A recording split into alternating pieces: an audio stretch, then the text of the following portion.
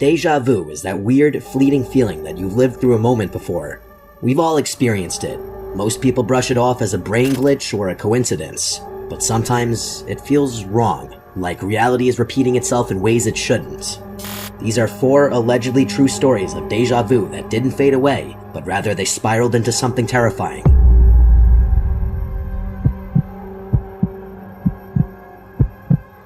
I don't usually talk about this with people because of how insane it sounds, but something happened to me back in 2017 that made me question not just my sanity, but the structure of reality itself. I was living in a pretty dingy apartment complex in central New Jersey, a 3-story brick building that probably hadn't been renovated since the late 80s. The kind of place where the hallway lights buzzed faintly and every door had chipped paint and mismatched locks. I lived there with my roommate Nick, who worked security night shifts for a warehouse just outside of town. Most nights I had the place to myself. It was a Thursday night in early February when I came home a little later than usual. I remember walking up the stairs and getting hit with a smell I hadn't smelled in years. Burned rubber mixed with some kind of citrus cleaner. That smell triggered something in me. This strange and sudden memory that felt like it belonged to someone else. As I walked down the hallway, the feeling of deja vu hit me like a sledgehammer. Not just a flash of familiarity, but an overwhelming sensation that I had lived this exact moment before, in precise, granular detail. I stopped about 5 feet from my door and froze. I knew what was going to happen next. The light above me would flicker twice. A woman from downstairs would yell something muffled and then laugh. Then, at the far end of the hallway, something heavy would fall. A dull, metallic thud. And it happened, in that exact order, exactly as I knew it would. I remember standing there, not even scared yet, just confused. I thought maybe I had dreamed it, but then it happened again the next night. This time I was watching TV, eating leftover Chinese food, and suddenly I knew the scene that was going to play before it happened. The lines of dialogue, the background noise, even the timing of a phone buzz from my nightstand. Over the next 5 days, these moments became more frequent. I began writing them down, testing myself, and every time I was correct. I knew things I couldn't have known, like the exact time Nick would text me, or the moment a neighbor's dog would start barking. But they weren't memories. They were reminders of something I hadn't lived yet. That's when the dream started. I dreamed I was lying in bed and the door opened. Nick walked in pale and dripping sweat and said, "There's someone in the building." His voice sounded wrong, like too flat, like it was being played from a recording. I asked who, and he just stared at me. That dream played every night. But the final night, it wasn't a dream. At 3:12 a.m., my door opened, and Nick was standing there, saying the exact same words. I followed him into the hallway with a bat in hand. He pointed toward the stairwell. There was no one, but something felt off. The shadows didn't move the way they should. We called the police. Nothing. I told Nick about the dreams, and he just stared at me and said, "I've been having them too." Neither of us said anything else. The deja vu ended that night, but ever since then, I sometimes catch the flicker of something. A memory, a sense, a noise, and I wonder if I'm about to remember something before it happens again. Because if that door opens again and I hear those words, I don't know if I'll be able to follow this time. I've started to question if what we think of as a memory is really just our brain accessing timelines stacked atop one another, like layers of old wallpaper, each layer faintly bleeding into the next. Sometimes I think the hallway itself is some kind of weak point, a seam between 2 versions of reality. I moved out 6 months after that night. I've driven past that building more than once, and each time, I swear, I feel a tug, like my body wants to stop and go in. Part of me still believes there's something waiting at the end of that hallway. Not a person or a ghost, just a decision I haven't made in this version of my life, and every time I think about it, I feel like I'm closer to making it.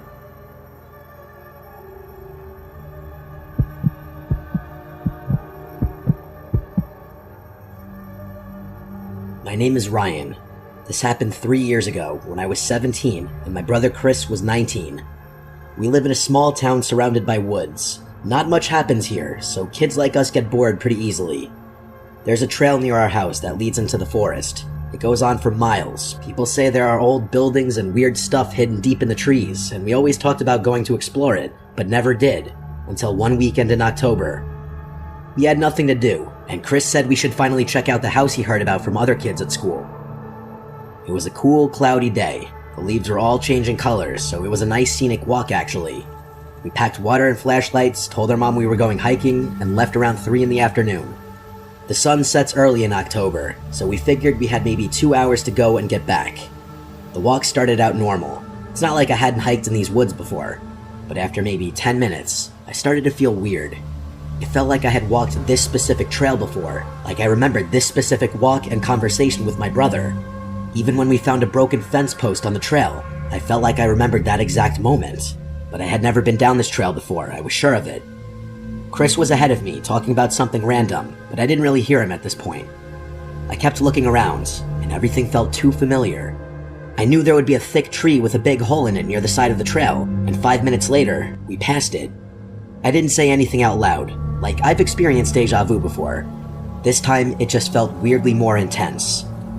The deeper we went, the more memories came back. I started to remember a house, a 2-story house with green paint peeling off and a broken front step. I saw it clearly in my head. I remembered a broken window on the top floor and dead vines going up the side, but I had never seen this house before in real life. I didn't say anything to my brother yet though. We finally reached the house between 3:30 and 4 p.m., and when I saw it, I felt like my stomach dropped. It was the same exact house I was picturing in my head, down to just about every last detail. I just stared at it while Chris kept walking toward the porch. I wanted to turn around and leave. In that moment, I actually started questioning if I had seen this house before, even though I was almost positive I hadn't. I asked Chris if it felt familiar to him, and he acted confused and said no. Then he asked what I meant. I told him straight up I felt a weird sense of deja vu of this exact moment. I didn't want to chicken out though, so we kept going. The front door was cracked open, indicating we weren't the first to have the genius idea of exploring this place. Chris pushed it open slowly, and it made a long squeaking sound as it opened.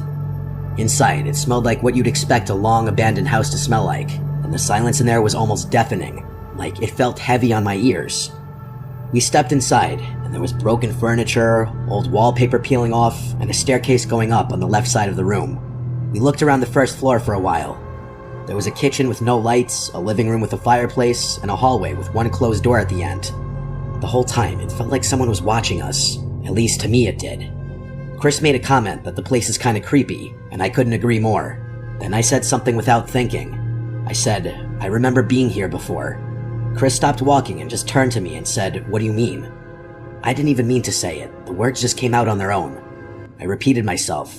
I said, I remember this place, the kitchen, that hallway, even the fireplace, and I remember a woman upstairs. Chris's response was one you would expect, an automatic assumption that I was trying to add to the creepy atmosphere and freak him out. I told him straight up, I'm not trying to scare you, I just have a weird memory of being here and someone being upstairs. I could tell it did creep him out a bit, but I mean, in a setting like this, it isn't hard to freak people out. We stood there for a second, then we heard a noise. A soft creak, like a floorboard being stepped on. It came from upstairs. Chris looked at me, and I looked at him. We didn't say anything for a few seconds. He dared me to go upstairs and check it out. I said absolutely not, and advised we get out of there. He somehow convinced me to play rock, paper, scissors to see who would go up there and check out the upstairs. I lost, but I still refused to go up there. Chris still would rather go up there than to leave the house right then.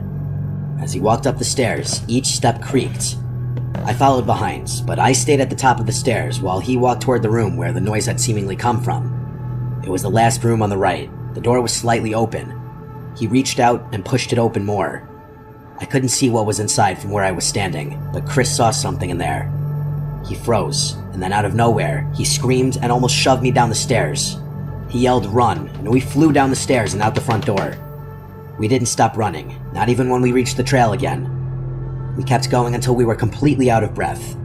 When we finally stopped, we were bent over, trying to breathe. My heart was beating so bad I could barely hear. "What did you see?" I asked. Chris looked at me and said, there was a woman in there, staring out the window like a statue. When I asked him what she looked like, he said all he really noticed was her hair, which was shoulder length and grayish blonde. He kept asking me how the hell I knew there would be a woman up there. I accused him of lying to prank me, that he probably thought I was trying to scare him, so he flipped the script on me. But he never caved. He never told me he was kidding. He insisted for days, weeks, months, even years later today, that he wasn't kidding, and he saw that woman in there. Part of me knows there's a possibility he did flip what he thought was a prank back on me, but deep down, I believe him. We both heard that sound from upstairs. It came from someone or something alive. My deja vu or premonitions or whatever you want to call it were also way too specific to be coincidental. I'm glad I wasn't the only one to look into that room. This experience changed my definition of the term déjà vu.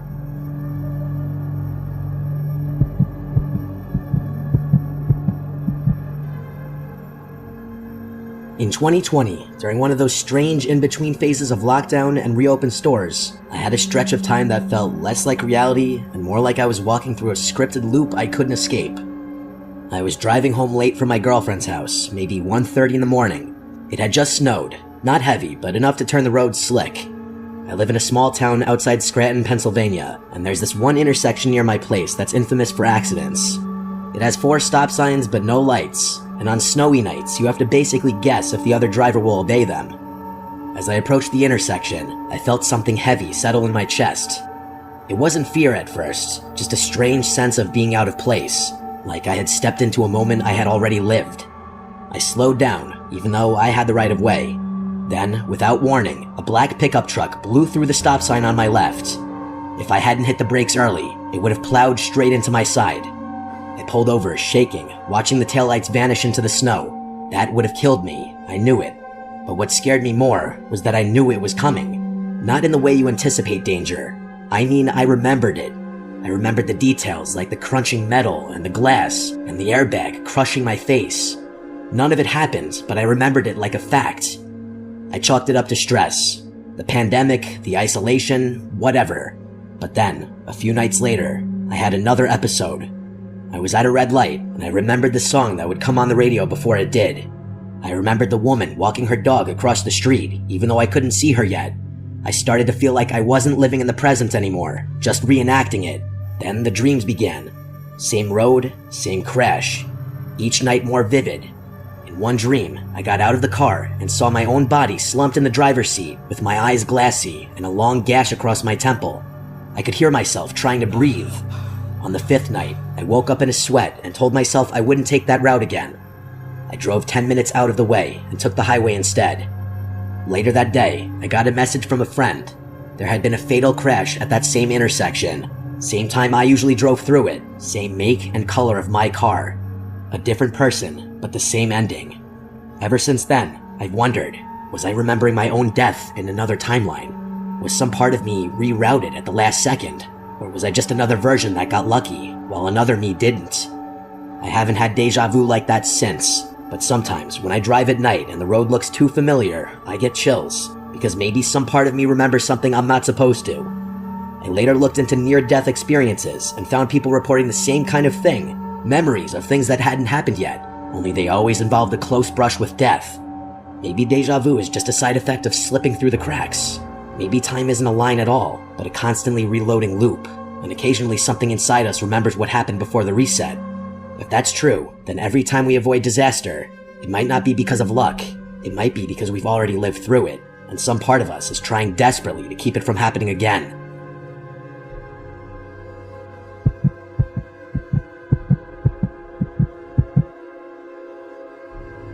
Before I worked in IT, I spent 2 years doing overnight shifts at a long-term care home in upstate New York. It was an old facility, a little run down but decent enough.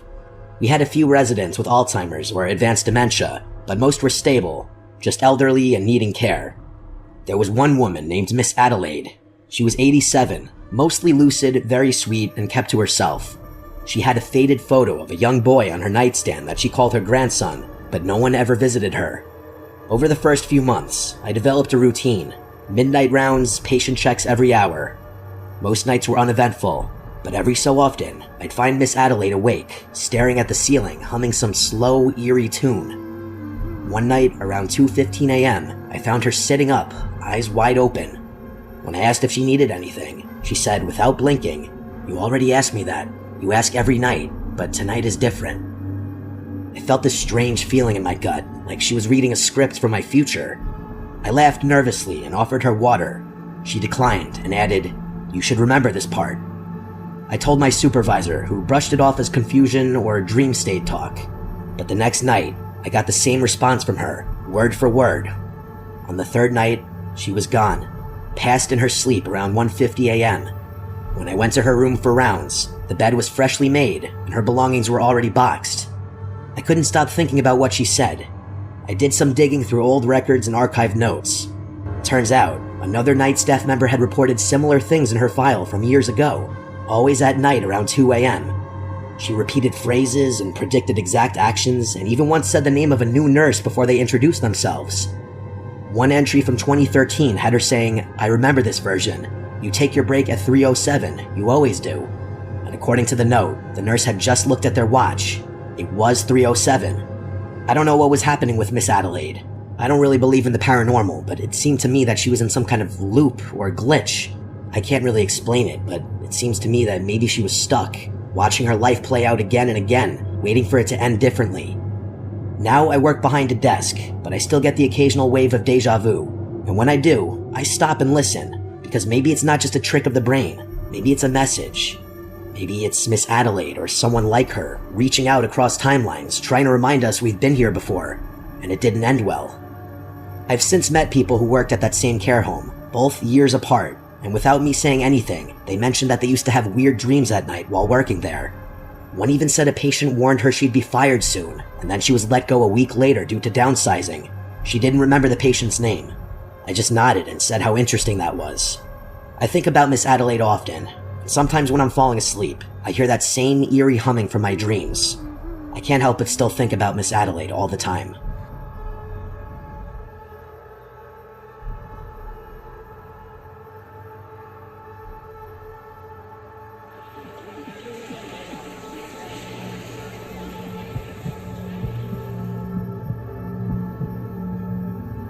I'll get right to the point. My middle son is a senior in college. He's a good kid, most of the time. I'm a bit cross with him right now, because he just asked me for money for a spring break trip to Hawaii with his friends, which kind of caught me off guard. Like I said, he's a good kid, and I want him to enjoy himself, but something about the way he asked rubbed me the wrong way. His mother's been struggling with her mental health lately, and it would have meant a lot to her to have him around. But I guess he's more preoccupied with getting wasted on a beach with his frat brothers. I can't even say I blame him for it. I was exactly the same when I was his age, and I see a lot of myself in that kid. The whole thing actually got me reminiscing about my own college days and reminded me about something I haven't thought about in a very long time, which is the story I'm about to tell. Funnily enough, my son is the one who introduced me to this page, so maybe he'll get a kick out of this if it gets read. I went to Wharton, class of '85, something I'm still damn proud of. It was, and still is, the most prestigious business school in the world, and I took that reputation seriously. I had my fun, but I also worked like hell. It was a different time back then. A lot of my classmates were crazy, like Wolf of Wall Street crazy, and I did my best to avoid getting swept up into that life. My junior year, though, I did something a little impulsive. I was dating a Puerto Rican girl named Maria Munez, who I remember fondly.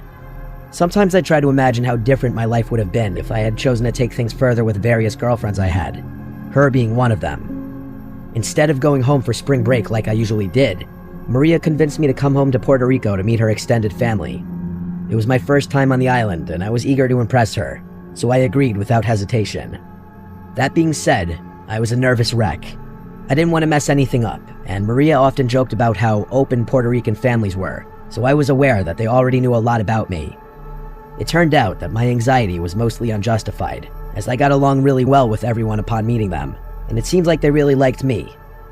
Most of the trip was about meeting her relatives, but we did have time for a few outings of our own. I mean, it was spring break after all. One of those outings was a hike through El Janqué, which, fun fact, is the only tropical rainforest in the US National Forest System. Neither of us had a car, obviously, so Maria's mother drove us and dropped us off at one of the most popular trailheads. The two of us were pretty devious, so we definitely took advantage of the fact that neither of us had to drive. The plan was to hike, enjoy the scenery, and sneak a little rum we'd packed. Everything was lining up to be perfect, but we quickly realized there was a big problem. The trail we were most excited about was closed. I don't remember why, flooding, maintenance, something like that, but all I remember was that Maria was really upset. I tried to calm her down and told her we could just hike one of the many other trails the forest had to offer. She wasn't budging though, and told me that the trail we planned on hiking was like the premier trail, and the other ones didn't even come close. How one hiking trail could be astronomically better than the other, I really couldn't tell you. She was adamant though, and I had long since learned the dangers of arguing with her over something like this. So I asked her what she wanted to do instead, and she told me we should just hike the closed trail anyway. Like I said, I was kind of rebellious back then, and so was she. So when she proposed that idea, I was on board. We'd come all this way, and now some rule was going to stop us? No chance. She gave me a look, and that was all it took. We made sure there was no one around, slipped past the barriers, and started up the trail, laughing like a couple of idiots. At first, it was exactly what we wanted. Better even. It felt like we had the whole forest to ourselves, which was especially awesome given how popular this trail would have been otherwise. Imagine visiting a world-famous natural site, except you're the only one there. That kind of exclusivity is impossible to come by. Anyway, we hiked for a decent while, passing little waterfalls and admiring the beauty of the forest. And yes, we were also drinking. Not excessively, but just enough to feel a good buzz. It was really fun, I have to be honest. But then, out of nowhere, Maria screamed and jumped back, almost knocking me over. That instantly put me on high alert, although I didn't know what had scared her. I looked around frantically until I saw it. A little further down the path was what looked like a freshly decapitated mongoose.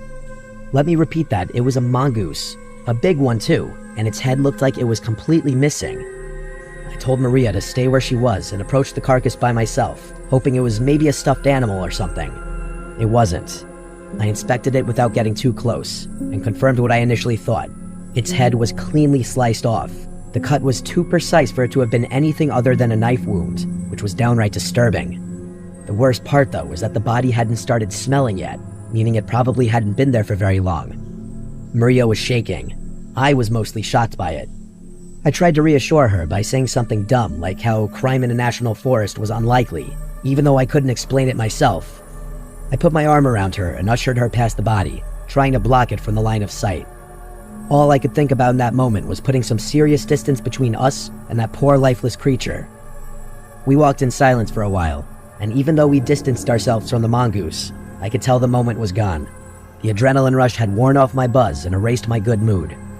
As bad as I felt, though, I could tell that Maria was significantly more shaken, and I couldn't imagine that she was even enjoying herself in the slightest.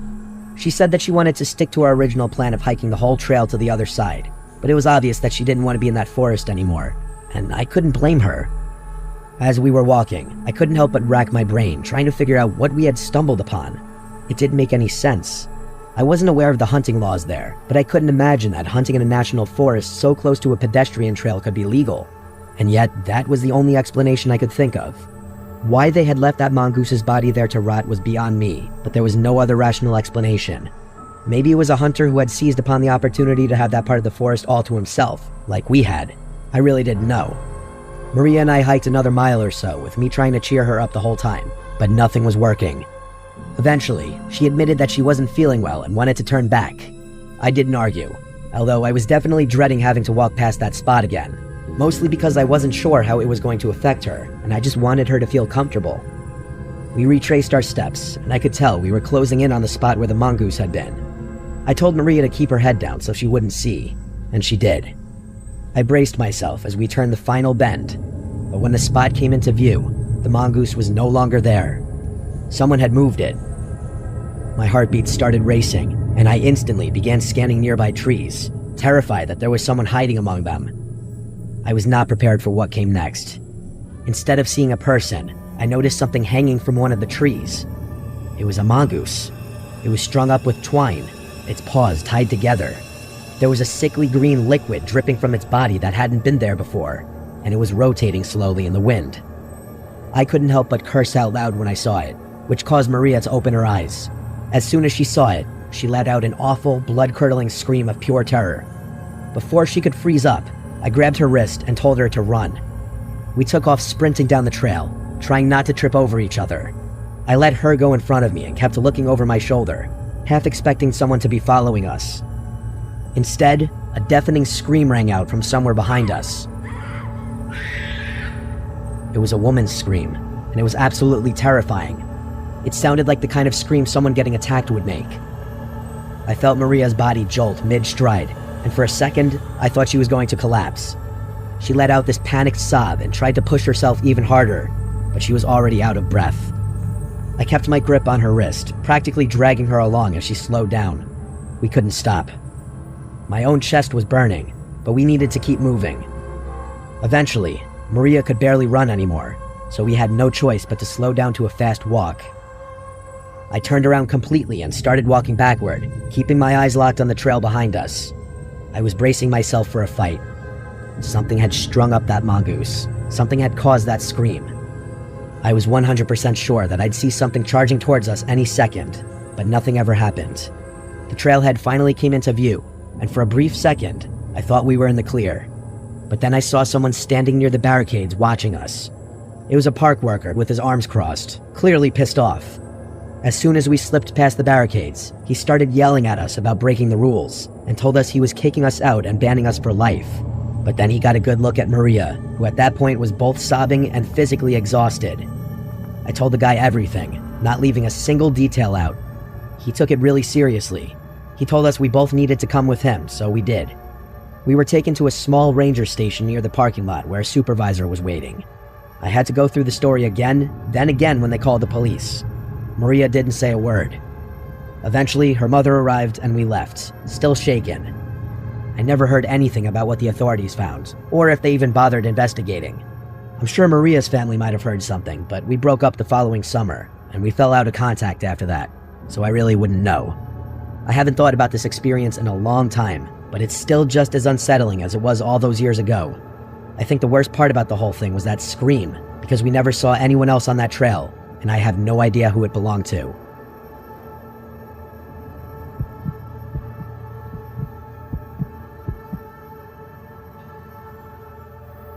I'd consider myself a pretty laid-back guy. I'd say the same about most of my friends. This happened last year, so I'll get right into it. Spring break was supposed to be just me and my friends Jackson, Ariel, and Isabel camping on a secluded beach in Alabama. No crowds, just stars and waves. We got there late, later than we planned. We parked in the closest lot and began walking toward the beach.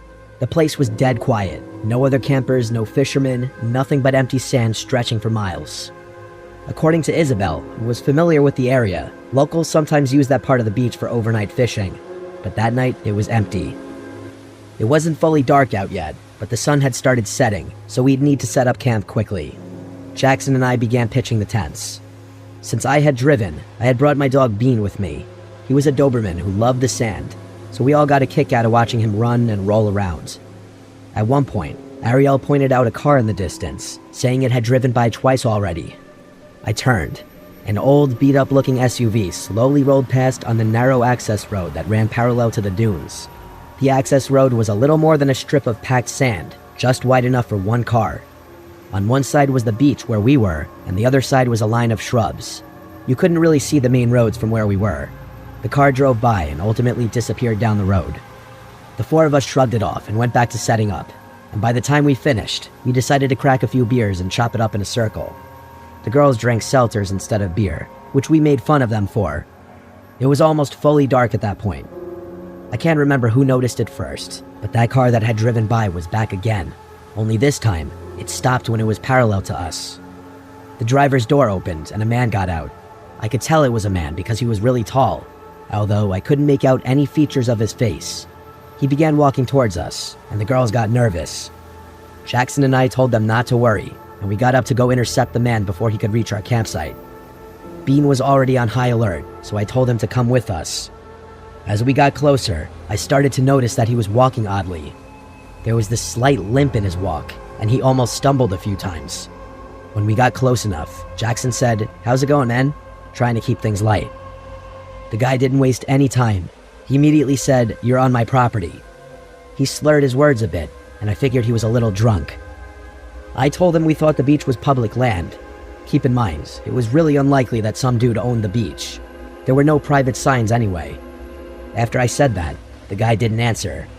Instead, he pulled out a knife. Bean started growling in response to the man's body language, which honestly should have scared the guy off given how scary Dobermans look. But he didn't budge. Instead, he started running towards us with his knife outstretched. Bean charged at him and jumped to attack his arm that was holding the knife, causing him to fall to the ground. I yelled no at the top of my lungs as I didn't want my dog to get stabbed, but Bean somehow got the dude to drop the knife. The man screamed in pain as Bean bit his arm. I whistled for him to get off, and he listened to me. He ran back to my side, but kept his eyes on the guy who was now writhing in pain on the ground. Eventually, the guy got up and started running back towards his car. Jackson and I ran back to the girls, telling them everything. By the time we finished, that SUV had driven off. The girls wanted to pack up and carry everything back to the car, but there was a part of me that was nervous about that plan. That guy was unhinged. There was no telling what he'd do, and I wasn't keen on walking in darkness with my hands full. Isabel made a good point, though, saying that he might return with a gun or something. I told Ariel to call the police and tell them where we were and what happened. Once the police were close by, the four of us started walking towards the parking lot with our stuff. Bean was on high alert, and I have to admit the only reason I felt even remotely safe was because of him. I noticed lights up ahead near my car, and I was relieved. The officer stepped out to take our statements, and I was not ready for what happened next. He quickly pointed out my car's tires were slashed, and I was horrified to find out they were. The officer unholstered his weapon and told me to unlock the car, which I did. He opened my trunk, but thank God it was a false alarm. The officer was nice enough to help me with my tire situation. Thank God we brought Bean with us that night. That guy was probably a drunken lunatic. It could have probably been a quadruple murder if he had gotten his way. Finding a nice secluded place to hang out is definitely an awesome time, but it obviously comes with its risks.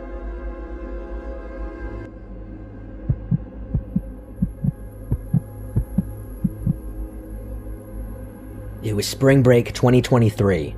My friend Michelle and I booked a trip to Miami for a weekend. It was both of our first times in Miami. We were both 22. We stayed at some full house rental in Wynwood, which was like a 20-minute Uber from the beach. We got there on Thursday and we were staying until Monday.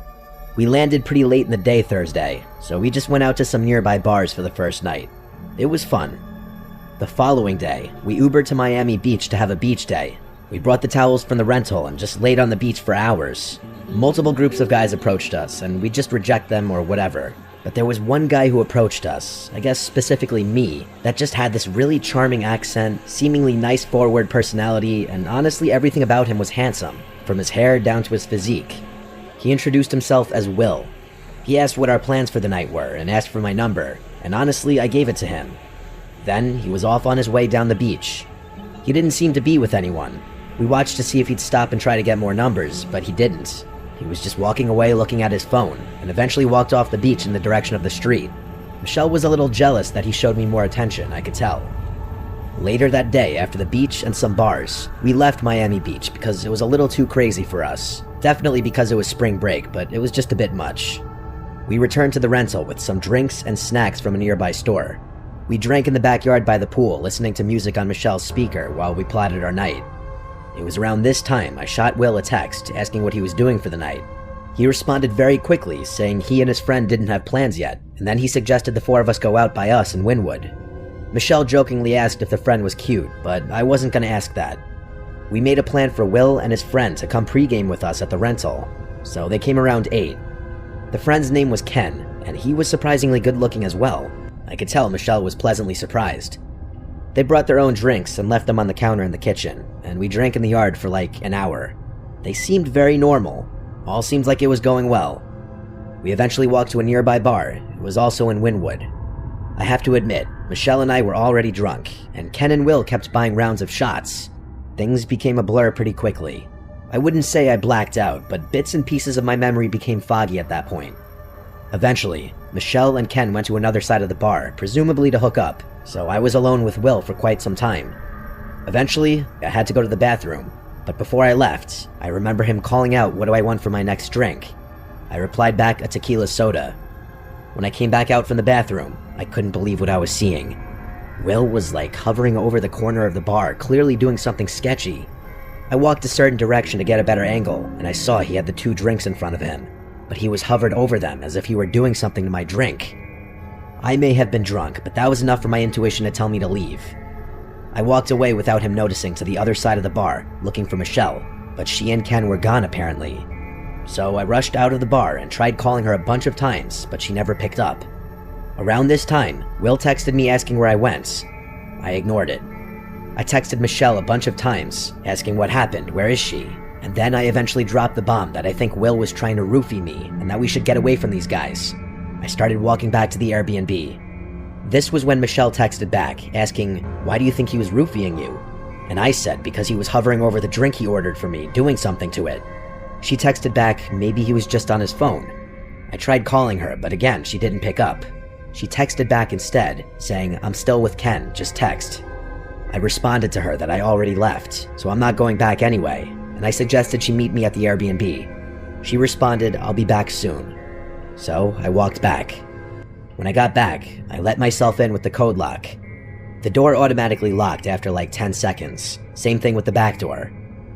I sat, really drunk and by myself, honestly worried about Michelle, but also I feel like I was wondering if I was just overthinking the whole roofies thing. Maybe he was just on his phone. Either way, it was too late now. I was surprised that Will never attempted to text or call me again. Next thing I remember was the doorknob to the back door jiggling, and then I heard the button sound effects of the code lock, followed by a failed attempt sound effect. I then got a text from Michelle saying to open the back door. I went to the back door and called Michelle's name through the door. She didn't answer though, so I tried calling her phone, but she didn't pick up. I got a text back saying, "Hurry, open the door, he's coming," and this was when I really started to freak out. I yelled through the door, "Michelle, you're scaring me." There was no peephole or windows to look through to see if it was really her. I begged her to please answer me. She never did. There was a peephole in the front door, so I hurried to the front and looked through it. I actually felt sick at this moment, scared for my life, because I saw what looked like Will hiding to the side of the front door. A million thoughts crossed my mind, like if Michelle was running from Will. I was still too terrified to open the back door without her confirming it was her. I texted her back that I'm calling 911 right now. She didn't respond. I actually did call 911 and explained, and while I was on the phone, I checked the peephole again, and Will was gone.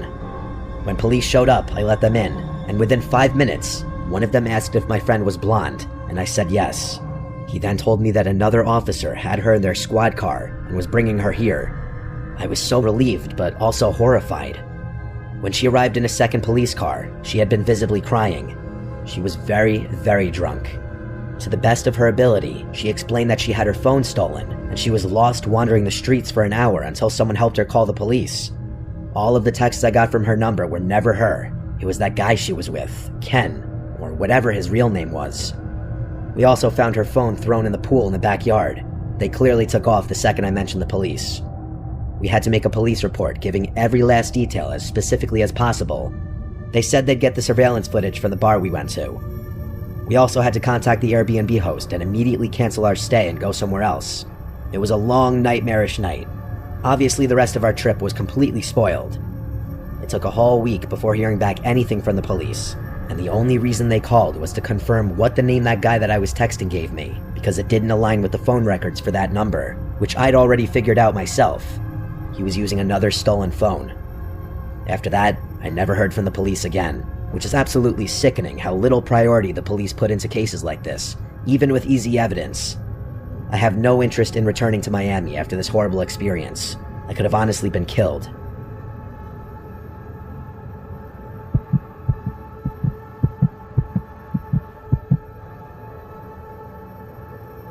My name is Anna. My friend Lena and I had been looking forward to spring break for weeks. We were two broke college juniors desperate for a change of scenery, but neither of us could afford the classic trip to Mexico or Hawaii, so we were kind of restricted to somewhere in the continental US, preferably not too far away. So when we found a cheap Airbnb near Charleston's historic district, we booked it immediately. 5 nights of food, bars, and exploring. It felt like exactly what we needed. Plus, it was my first spring break above the age of 21, so I wouldn't have to constantly stress about which places were likely to snatch my fake ID. By the 3rd night, we'd settled into a routine. Sightseeing during the day, hopping between restaurants and bars in the evening. I'm not a heavy drinker, and neither is Lena, so we were getting more enjoyment out of just experiencing what the city had to offer. Early that evening, we ended up at this tiny seafood spot we had found online. Fried shrimp, hush puppies, sweet tea, you know, that sort of vibe. The place honestly felt like a hidden gem, and I was impressed that Lena had been able to sift through all the touristy stuff to find something a bit more authentic. The good vibe didn't last though. We were halfway through our late lunch when my phone buzzed. I glanced down. It was a number I didn't recognize. The message just said, "Hey." I stared at it for a few seconds before showing Lena, asking her if she knew the number. She looked at my phone and said she didn't. I figured it was just a scam or something, but usually those scam texts say more than just "hey." Maybe it was a wrong number. I typed back a quick, "Who is this?" and went back to eating. Lena and I were laughing about something silly when another text from that same number popped up on my phone. It said, "Look outside." That one made me pause. I glanced toward the window next to our table, expecting to see someone waving or messing with me. Maybe one of my friends from school had coincidentally taken a trip to Charleston at the same time we had. But there was nothing, just the street with people walking by like normal. I told Lena someone was messing with me, and she agreed, saying it was probably just a prank. I laughed, but the thought of that really creeped me out. None of my friends were really the type to do that, but I guessed it could have been some guy who had previously hit on me and was bored or something. Up until that point, the whole thing still felt harmless, but then another message came through, just a few minutes later. It said one word, Anna. That stopped me cold. If this person knew my name, it definitely wasn't a wrong number. Probably not a scam either. I gasped and showed Lena, and she reminded me about something I had completely forgotten about. On our first day in Charleston, Lena and I had entered one of those giveaways at a local cafe. It was one of those win-a-free meal promotions where they ask for your name and number and a few other things. It had completely slipped my mind, but as soon as Lena brought it up, that's all I could think about. I hadn't given my number to anyone in Charleston either, so it made sense. I told Lena whoever was texting me probably had her number as well, and the two of us kind of freaked each other out. Dinner wasn't as fun after that. In all honesty, I felt too out in the open. We paid the bill and decided to shake it off at a rooftop bar across town.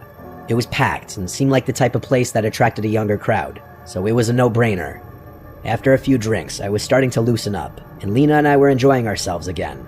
But of course, that didn't last long. I got another message from that number, but this one was so much worse. It said, "That's a nice red jacket." I went stiff. I was wearing a red jacket. In fact, I was one of the only people there who was even wearing red. I looked around frantically, but it was useless. The place was crowded, filled with people laughing and drinking, but no one was looking at me. At least, not obviously. I showed Lena the message, and she said we should leave. The two of us started making our way back to the Airbnb as cautiously as possible. I kept glancing around behind us to make sure we weren't being followed, and we weren't. By the time we got inside, I bolted the door and double-checked every lock. We shut the curtains and locked all the windows too, trying to convince ourselves we were just overreacting. But an hour after we got back to the Airbnb, we started getting hungry, but neither of us wanted to leave. We ordered Uber Eats instead, picking some random burger place a few blocks away. I always had my Uber Eats setting set to leave at door by default, as I had a really bad experience with a delivery driver a while back that I don't want to talk about. The estimated wait time was 50 minutes, which felt like forever. We distracted ourselves by watching some dumb reality show, trying to shake off the lingering paranoia from earlier. For a little while, it worked. Eventually, there was a knock at the door. I looked down at my phone and saw a notification from Uber Eats saying the driver was arriving. I was confused though. Normally, Uber Eats would send a photo when the food was dropped off, so I wasn't too sure why our driver had knocked on the door. I looked at Lena, and she looked equally confused. I got up and checked the peephole, and yeah, it was a random, bulky-looking dude in a hoodie holding our bag of food. He just looked like a normal Uber Eats driver. I watched for a few moments, expecting him to set our food down and leave, but he just stood there. After a while, he knocked on the door again, and said out loud, "Uber Eats for Anna." I said thank you and that he could just leave it out there, but he still didn't move. There was a long pause, and then he finally said I needed to come out and sign something real quick. That wasn't right. I exchanged a knowing glance with Lena. Something was very wrong about this. She immediately pulled out her phone and dialed 911, mouthing, "just in case," to me. I wasn't gonna argue. Looking back, speaking out loud to that guy probably wasn't a smart choice, because after that, he started knocking on the door more aggressively. He kept saying that he had other deliveries to make and that he just needed a quick signature, but I knew that was BS. When I didn't respond, he started jiggling the doorknob. When it didn't budge, he started banging on the door, shouting my name. I honestly thought he was going to kick the door down, and I don't think Lena and I would have been able to fend him off had he done so. But then, I heard a siren in the distance, and the banging on the door stopped. I heard the bag of food fall to the porch, followed by rapid footsteps running away from the house. There was quite the commotion on our yard. We heard officers yelling and sirens blaring. Lena and I rushed to one of the windows just in time to see two officers tackling that guy in the hoodie a few houses over. We didn't dare go outside, but we watched as they put him in cuffs and escorted him to the back of one of their cars.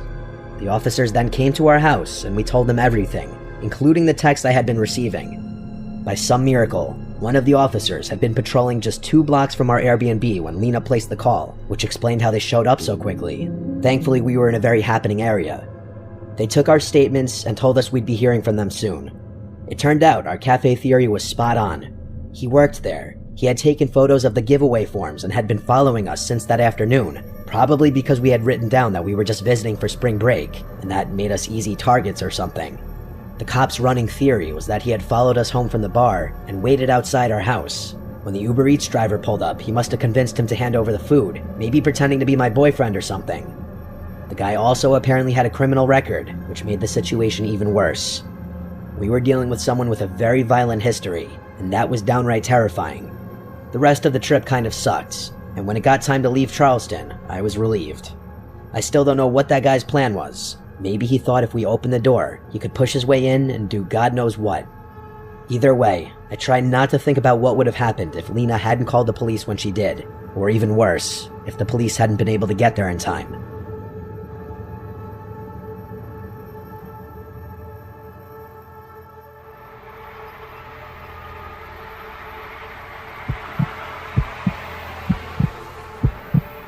Back in 2020, when the pandemic was still causing all kinds of chaos, I started driving for Uber to make ends meet. I was laid off from my retail job and needed quick income. The thing about rideshare gigs is you see all kinds of people, especially when you're working late nights like I was. There were awkward encounters, drunk passengers, weird conversations, but none of that compares to what happened one Friday night in October. It was a little after midnight, and I had just dropped someone off at a hotel near the outskirts of town. My app pinged almost immediately with a new request. The pickup location was about 6 minutes away, in front of a bowling alley that was part of a strip mall. Pretty standard stuff. The name on the ride said Derek. I accepted it and started heading over. The area was quiet when I arrived, just a few dim parking lot lights. No cars in sight, and the bowling alley looked closed. But there was a man standing alone under one of the lights, wearing a gray hoodie and jeans. He was tall, maybe 6'2", with his hands in his pockets, head down like he was looking at his shoes. As I pulled up, he looked at me, but didn't wave or move. I rolled down the window and said, "You Derek?" He nodded slowly, walked over, and got into the back seat behind me. I started the trip and asked him if the destination in the app was correct, an address about 20 minutes away in a residential neighborhood I'd never been to. He said, "Yeah, that's right," in a quiet, calm voice. I remembered thinking he sounded a little off. Not drunk or high, just sort of flat, emotionless. But I didn't think too hard about it at the time. I started driving, and he didn't say anything for the next 5 or 6 minutes. I glanced at him in the rearview mirror now and then, and every time I looked, he was staring straight ahead. Not out the window or at his phone, just at the back of my head. I tried to break the silence by asking how his night was going. He paused, then said, "Just needed to get out of there." I asked, "Out of where?" He said, "Doesn't matter." So I didn't push it. We drove a while longer. About 15 minutes in, I realized we were getting closer to the destination, but the address was in a really isolated part of town. No streetlights, big yards, and lots of trees. As we approached the address, he suddenly leaned forward and said, "Actually, can you pull into that driveway right there?" He pointed to a house on the right. The house was dark, no lights on inside or out. It looked old and abandoned, honestly. It had an overgrown lawn and paint peeling on the siding. There was also no car in the driveway. I said, "Is this your place?" And he said, "Just pull in." I hesitated, but turned into the driveway. I stopped near the front of the house and put the car in park. He didn't get out. I looked back at him and said, "Everything all right?" He stared at the front door and said, "Wait here." And he got out and started walking toward the house. He didn't go to the front door. He walked around the side of the building and disappeared from view. I sat there for maybe 2 minutes, trying to decide what to do.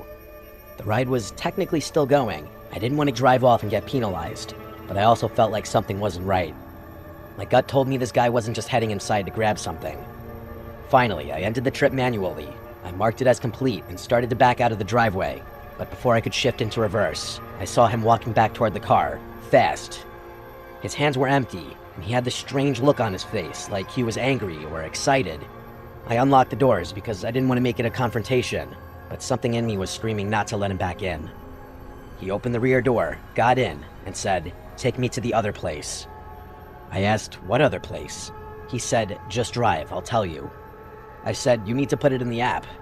He didn't answer. He just stared at me in the mirror. I said again, "I can't take you anywhere unless you put it in the app." He didn't say a word. After a few seconds, he told me to drive to where I picked him up. I didn't want to argue anymore, so I started heading back toward the strip mall. The whole way there, I felt this pressure in the car. He wasn't talking, but I could feel him watching me. The hairs on my arms were standing up. He was still staring at the back of my head. At one point, I tried to lighten the mood. I said, "Rough night?" He replied, "You could say that." I asked if everything's all right, and he said, "Not yet." I didn't ask any more questions. When we got back to the strip mall, I parked under the same light where I picked him up, but before I could say anything, he leaned forward and asked, "You ever wonder how you're gonna die?" I froze. I laughed awkwardly and said, "Not really something I think about." He didn't laugh. He just leaned back in his seat, and after a few seconds, he said, "I think about it all the time." Then he opened the door and got out without another word. He didn't close the door right away. He just stood there for a second, half in and half out of the car. Then he looked at me and said, "You picked the wrong guy up tonight." He shut the door and walked off into the darkness behind the bowling alley. I sat there for a minute, too shaken to move. Eventually, I drove home, constantly checking my mirrors. When I got home, I looked at the trip details again. Something was off. The name had changed. It no longer said Derek. It was blank. No name, no profile picture, no trip history. It was like the ride never happened. I contacted Uber support to report it, but they told me the trip data was unavailable. They said sometimes that happens if the app crashes or if the rider cancels midway. But I know what I saw. I know I completed the trip. I know the man got in and out of my car, and I know he said what he said. "You picked the wrong guy up tonight." I've never seen him again, and I hope I never do. But every time I get a ping in a dimly lit parking lot or have a silent passenger in the backseat, I remember that night. And I remember that feeling that something terrible could have happened. That maybe he changed his mind at the last second, or maybe he was never planning to do anything, just wanted to scare someone. But I still wonder what he meant, and if he ever found the right car.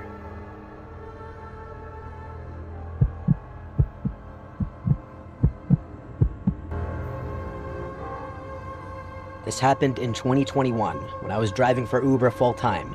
I live in a city that gets a lot of tourists, especially in the summer, so rideshare gigs can be decent money if you're consistent. I worked mostly nights, partly because I'm a night owl, and partly because it's less traffic and better tips from drunk passengers coming back from bars.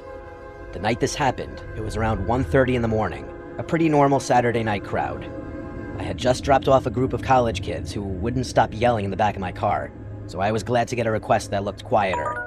The name said Chris, and the pickup location was a small side street just off downtown. The weird thing was, the pin was in kind of an odd area, not near any bars or apartments, more like near the back lot of an old strip mall. But I figured maybe it was just a bad GPS marker. It happens sometimes. I drove over and saw a guy standing at the corner, hoodie on, jeans, staring down at his phone. I pulled up and said, "Chris?" He nodded and got in the back without saying much. He didn't smell like alcohol or slur his words. He seemed sober and just really quiet. He didn't say hello, nor did he answer when I asked how his night was going. Some people just aren't talkers, so I didn't think much of it. I started the ride, and the drop-off was on the opposite side of town, 25 minutes away, in a suburban neighborhood I'd been to maybe once or twice before. The thing was, it was dark out there, like no streetlights in some areas. Pretty isolated. I noticed about 5 minutes into the trip that Chris had his phone out, but he wasn't texting or calling anyone. He was holding it flat in his lap with the flashlight on, just shining the beam upward, slightly toward my seat. I asked him kind of half joking, "Everything all right back there?" He just mumbled, "Yeah," and then turned the flashlight off. The next 20 minutes were dead silent, just the hum of the engine and a weird tension building in the car. I don't know how to describe it. Something just felt off about this guy. Not threatening, but definitely unsettled, like he wasn't really there. We got to the neighborhood, and I followed the GPS to the house. But as we pulled up, I noticed it was totally dark. No porch light, no inside lights, nothing. I asked, "Is this the right place?" Chris didn't answer. He just sat there. I turned around and looked at him. I repeated myself a little louder, saying, "Hey, is this it?" He stared past me out the window. I repeated myself one more time, and finally he nodded. So I put the car in park and said, "Have a good night." He didn't move. He just sat there. So I asked again, "Are you good?" He finally reached for the handle and stepped out, but he didn't close the door. He just stood outside the car with the door open, facing the house.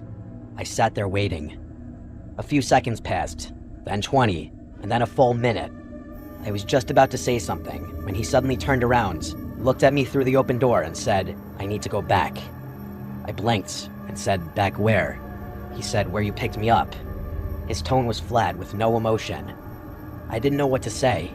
That was a 25-minute drive, and it wasn't like I could just reverse the trip. I told him he'd have to request a new ride, but he just stared at me. He begged me, saying, "Please, I need to go back."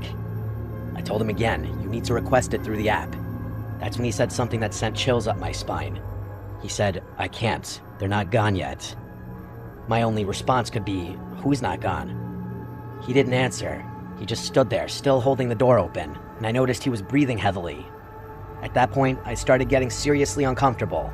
I said, "Look, I can't just start a new ride unless you request it." He stared for another second, then slowly backed away and closed the door. He walked toward the house, even though it was pitch black and looked empty. I waited until he got to the porch before I pulled off.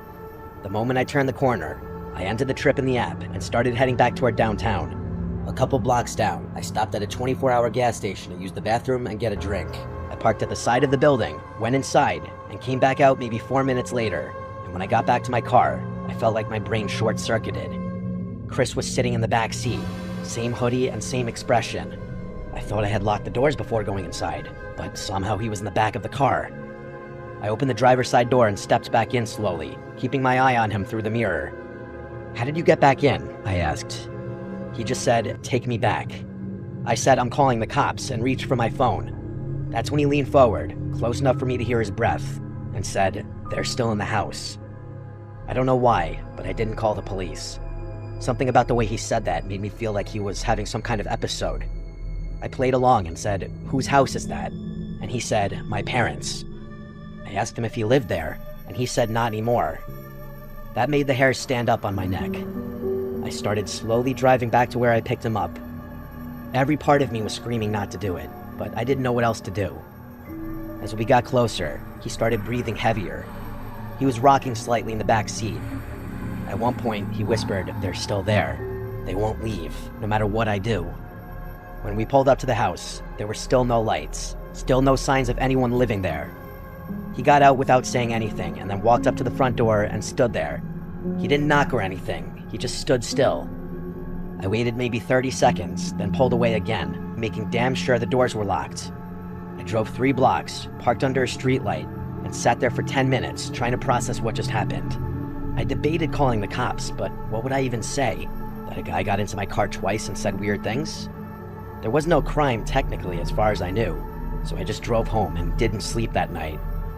The next day, I reported the ride to Uber, and honestly, I regretted not reporting this to the police because the man might have been sick in the head needing help. I hope he didn't hurt anyone. Who knows if that house was even really his parents' house, or if he actually was just having a manic episode.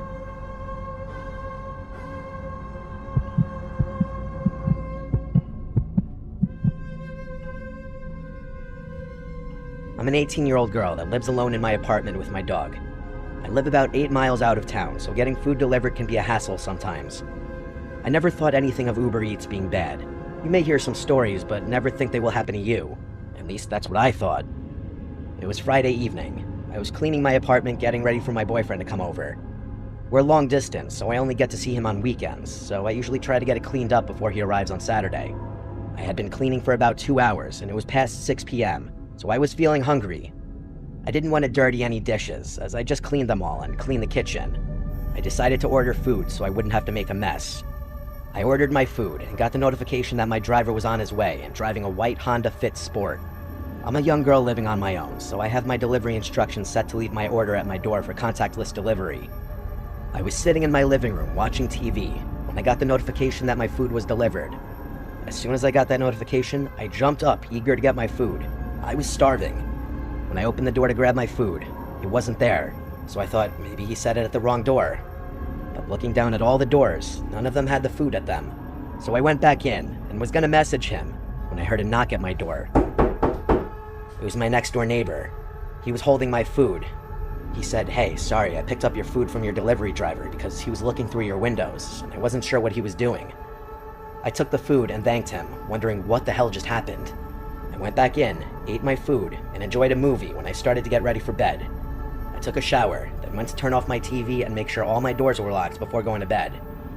I laid down in bed, called my boyfriend, and eventually ended up falling asleep. I woke up a few times during the night to my dog growling at the window or the back door. My dog isn't a huge, scary dog. He's a small 5-pound Morkie, but it's still pretty scary when he growls at something and catches you off guard. I finally got him to calm down and go back to sleep. It wasn't even 15 minutes later that I woke up to banging on my window. My dog started going crazy, barking, growling, and even whimpering. I couldn't move in my bed. I took the bed sheets and pulled them over my head, just leaving enough to not cover my eyes so I could see the window. I called the police and whispered into the phone quietly. I explained to the operator that someone is in my backyard and my window doesn't lock so it can easily be lifted up. She told me to go to a different room and police would be at my apartment shortly. I ran to my kitchen and grabbed a knife, just waiting to see blue and red lights or hear sirens. It felt like forever. I looked out the window of my kitchen and never expected to see what I saw. The Uber driver's car that delivered my food. His car was sitting across the street from my apartment. When you open the door to my apartment, there's a large open field to the left that's used for parking trailers and letting dogs play. He was parked there, but I didn't see anyone in the car. I put two and two together and thought to myself, he's in my backyard. The police finally arrived. I could barely even speak. I was shaking and crying. I explained to one officer what happened, while the other went to check out my backyard, which is where my bedroom window is. Another officer who arrived went to check his car because it was still in the field, but he wasn't in his car. The two officers came back and started talking with the officer I was speaking to, telling her there's footprints in my backyard, which it had just rained the night before, so it was very muddy outside. I started panicking once I heard that, not just because that's not what you want to hear, but also because where was this guy if he didn't come back arrested with the cops and wasn't in his car? My neighbor came outside to see what was going on. The officers explained to him what was happening. Then he spoke about how he picked up my food for me earlier that day. The neighbor invited me to sleep over at his apartment for the night if it made me feel any better. Oddly, I passed on the offer, and when all the cops left, I went back into my apartment. Thinking it was all over, I took a few hours to get comfortable enough to fall asleep. But at 2 a.m., I woke up to banging on my front door and heard police. There's no way this is happening right now, I thought to myself. I got up and went to my front door, scared to open it. It was the woman I spoke to earlier. She explained they stayed at my apartment, hidden to watch for that guy, in case he showed back up. And he did. They caught him walking up to my front door, thinking he was going to try to find a way in. My heart fell to my stomach when I heard her say that. She then explained he was arrested, and I don't have to worry about him anymore. I thanked her, and went back to try and sleep. Unfortunately, I couldn't fall asleep this time. I also don't use Uber Eats anymore when I'm home alone.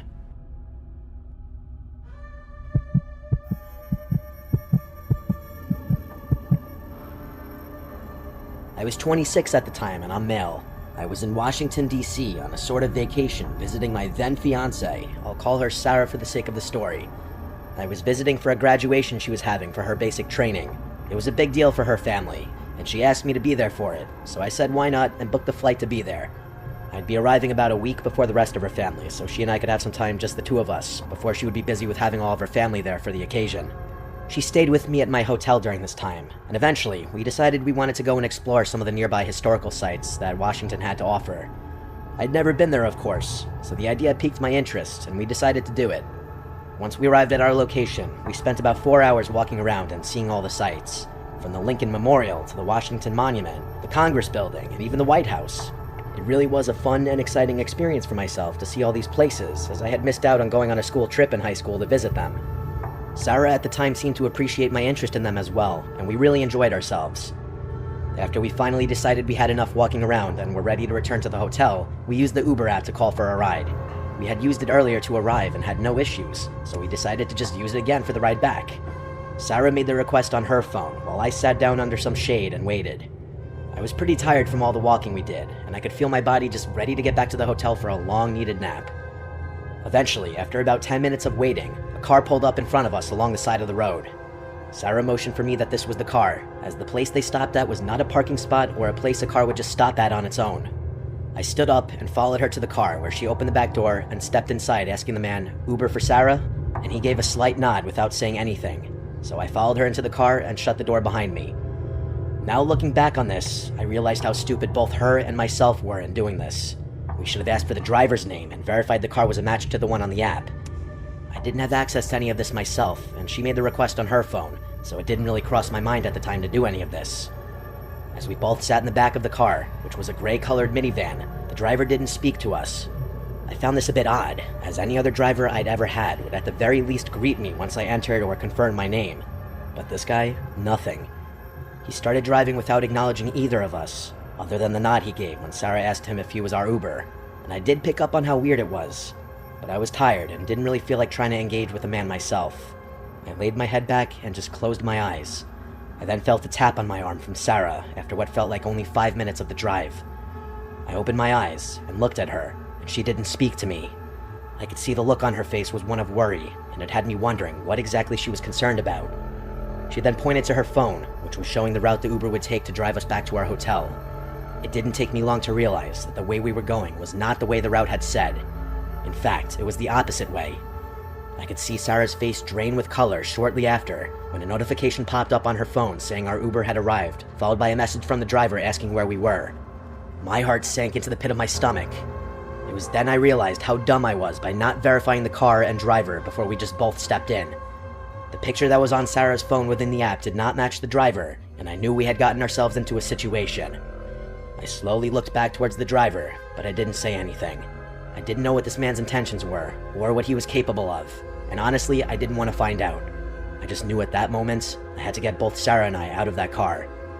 I leaned forward and told the man that we had changed our minds and would be fine just being let out where we were in an attempt to get us out of the situation without alarming the man of what we knew. He glanced at me through the rearview mirror in the first actual acknowledgement of us he had given since we stepped into the vehicle. I caught his glance as he stared at me without saying a word in what felt like minutes, but was probably only 10 seconds. He didn't stop the car though. He didn't even say a word in response to me, and just kept driving the car as if nothing had been said. My patience had run out, and I knew whatever this man had in store for us wasn't good. I then did the only thing I could think of at that moment, and reached into my pocket, pulling out my pocket knife. I flipped the blade out, and without wasting another second, I told the driver, "I know you're not our Uber driver. I don't know what your plan is here, or what you think you're about to do to us, but I have a knife, and if you don't pull this car over right now, I have no problem using it." The driver's eyes quickly looked at me again within the rearview mirror, and I knew he could see the knife gripped tightly in my hand. He quickly pulled the van over, and I heard the doors unlock. Sarah and I wasted no time in getting out of that car as fast as we could. The moment we were both out, the man sped off. We quickly took a moment to gather ourselves, as Sarah was having a panic attack, and I myself was still wrapping my head around what the hell just happened. Sarah quickly pulled out her phone and responded to our actual Uber driver, and informed him of our location and asked if he could come pick us up. The actual driver arrived within a few minutes, and this time we made sure it was the right one. We told him everything that had happened, and it was then that he informed us something that made the blood in my veins go cold. He told us there had been multiple instances recently where people were posing as Uber drivers in the area, as it was an easy way to find many tourists and people not from the area that wouldn't think twice about just getting into a car thinking it was a Lyft or Uber. Apparently, many people had gone missing, and they could only assume the worst. He told us both we were lucky we noticed when we did, and hadn't gotten further away from where we had been picked up, which was probably the only reason the man let us go, and of course the fact that I was armed. We made it back to the hotel without issue, and we quickly reported it to the police. We gave the best description of the man and the car that we both could, and the police told us they'd call us with any information they could find. We never heard back from them, so I assume the man was never caught or found, and that worries me that he could still be out there doing this to others. Again, I realized how stupid we both were after all this, not verifying whose car it was we were getting into, but let this be a reminder to everyone listening, do just that. Always verify your Uber drivers, and always make sure you're aware of your surroundings.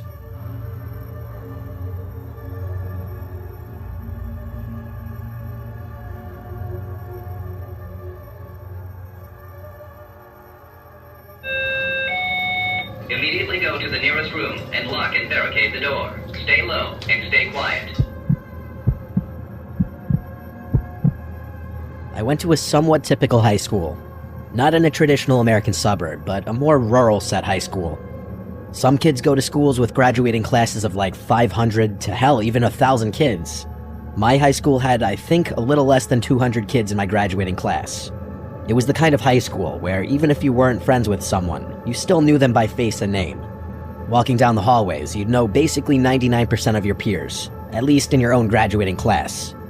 Coming from a quiet town, there weren't a lot of crazy news stories, really. It was pretty uneventful there. What we did for fun after school was actually go out and play sports and ride our bikes around and stuff like that.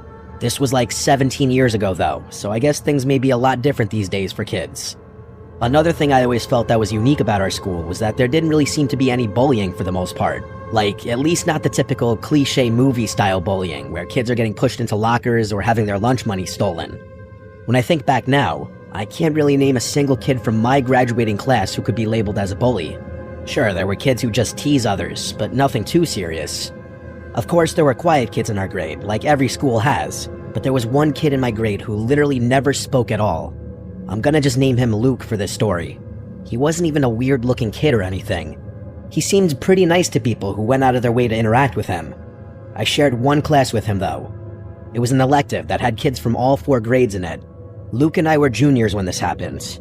This elective was a computer class, and back when this happened, the computer rooms in our high school were still rocking those big, bulky box computers. I remember the layout of this classroom. There was the aisle in the middle separating 2 columns of tables, and the 2 columns had 4 rows each. Each row had 4 seats, and each student had their own computer. This class wasn't full, so there were probably like 26 filled seats out of 32. Luke always sat in the second row in the furthest seat to the left with no one next to him, as everyone else sat with people they knew from their respective grades. Unfortunately, not long into the semester, the seniors in the class started collectively picking on Luke. By this, I mean some of the seniors would make jokes about how quiet Luke was that it was scary when the teacher would ask certain things. For whatever reason, our teacher never stood up for Luke and told them to cut it out. The teacher was a bit of a pushover from what I remember, maybe that was why. As the semester went on, it got a little worse. I remember at one point seeing a small piece of paper fly from the back row from the seniors right to the back of Luke's head. I remember he turned around and had this very telling look. The seniors continued to make fun, one of them saying, "Wasn't me," and blaming one of the other seniors. The look on Luke's face just looked like a mix of sadness, anger, and just defeatedness. I genuinely felt bad, but I didn't get involved.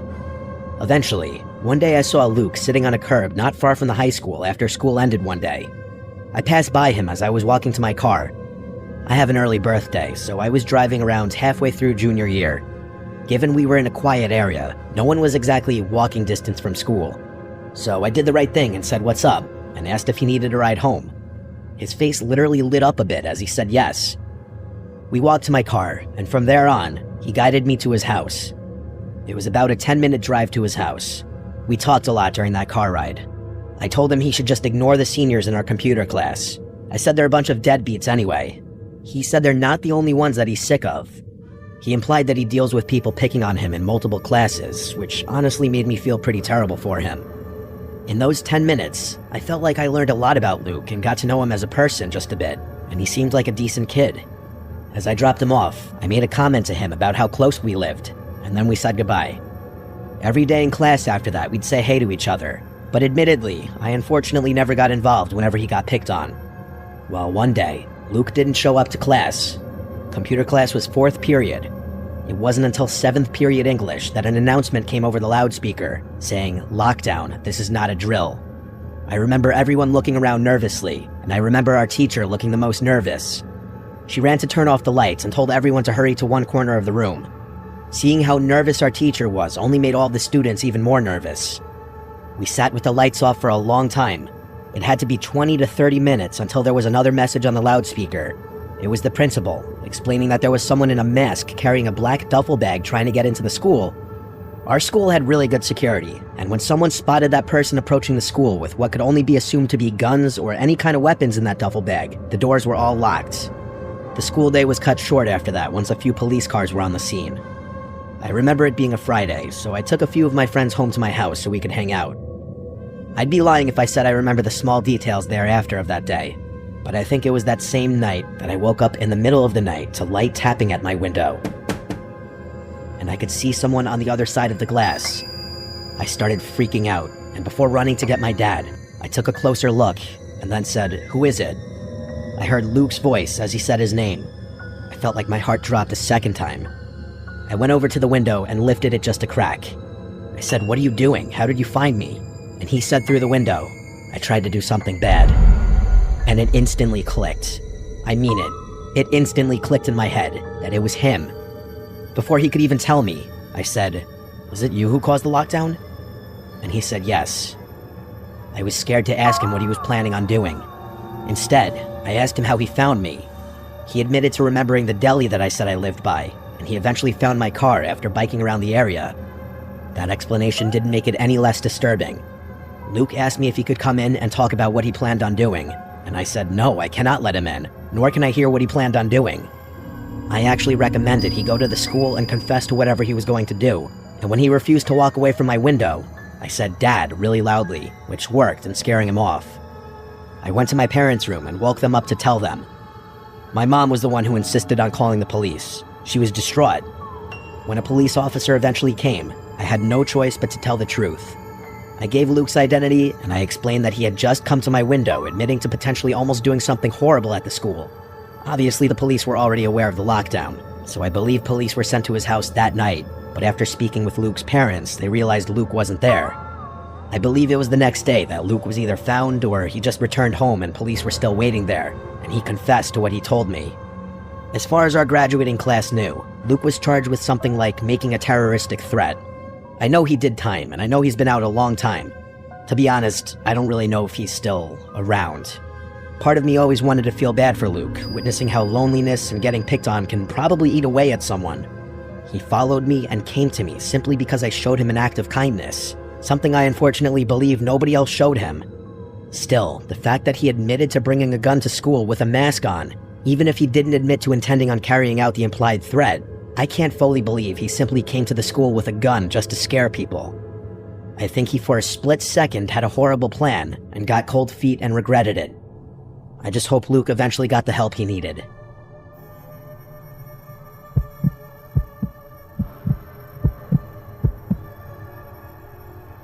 This happened in 2016, back when I was in 5th grade. If you remember that year, you probably remember all the killer clown sightings that were happening around the country. At the time, it was all over the news and social media. Most adults thought it was just some dumb trend or prank, but for young kids, it was actually pretty scary. It was a normal day at school. I went to an elementary school in a quiet suburban area where I still live. Nothing weird ever really happens here. It was around 1 p.m. I'm guessing, because it was closer to the end of the school day. We were in class working on some random assignment, and the classroom was quiet except for a few people whispering. Then, one of the students in my class suddenly said out loud, "There's a clown outside." I still remember her high-pitched voice as she said it. Some of us stood up and looked toward the window, and yeah, there really was a clown outside. He was standing just a few feet away from the window, facing our classroom directly. He was wearing a baggy, dirty red and yellow clown suit and had white face paint with black around the eyes. He was smiling and staring in at us with this big fake grin. After a few seconds, he started waving slowly. Some of the kids thought it was funny and laughed. Others were clearly freaked out. Our teacher, Mrs. Riker, walked over to the window, looked at the guy for a second, and then said through the glass, loud and annoyed, "Excuse me, classes are in session, you need to get out of here." The clown didn't react at all. He just kept standing there, smiling and waving. Mrs. Riker told us all to sit back down and said she was calling the front office. She picked up the corded classroom phone and then walked into the hallway with it and spoke quietly. The phones in the classrooms were always next to the door, so that's how she was able to walk outside the room with it. She came back in moments later and then hung up. She walked over to the window and shut all the blinds after she saw that the man in the clown costume was still there, doing the same creepy waving motion, smiling, and general clownish mannerisms. Not even 2 minutes later, the principal's voice came over the loudspeaker. "Staff, please get your classrooms into lockdown formation." There was a sense of urgency in the voice that, looking back, was probably to alert the teachers that it wasn't a drill without causing all the kids to go into a panic. That's when it got serious. Mrs. Riker rushed to turn off the lights and told us all to get under our desks. She pulled the door shut and locked it. Everyone was quiet. Some kids were giggling, but others looked scared. I was definitely scared. We stayed like that for what felt like forever, but it was actually about 30 minutes. Nobody knew what was happening, but eventually, the principal came back on the loudspeaker and said the lockdown was over and that the situation had been handled. Apparently, school security had confirmed that the clown was gone. They didn't tell us anything else. Classes went on like normal for the rest of the day. It felt weird. Everyone was talking about it during dismissal, but the teachers didn't say much. Then, after school, I was walking home with my friend Chris. We lived in the same neighborhood, just a few blocks away. While we were walking, a couple of 5th grade girls behind us suddenly ran past us, looking panicked. One of them said, "There's someone in the woods." We stopped and turned around. Behind the school, there's a small patch of trees. It's not deep woods or anything, just enough to separate the school from the street behind it. And standing just barely out of view, near the edge of the woods, was the clown again. Same dirty outfit, same painted face. He was half hidden by the trees, but he was clearly waving, and he wasn't just waving at random. He was doing it slowly, directly at the girls who had just passed us, like he was trying to call them over. Chris and I didn't say anything, we just ran. I don't know what happened after that, but I told my parents as soon as I got home. They called the school, and later I heard from another kid that the police were called again and patrolled the area, but they never found anyone. To this day, nobody knows who that guy was, and I don't know if he was just trying to scare some kids or if he were planning something worse. But what freaks me out the most is that he came back after the lockdown, and he waited, hidden in the trees, watching kids go home.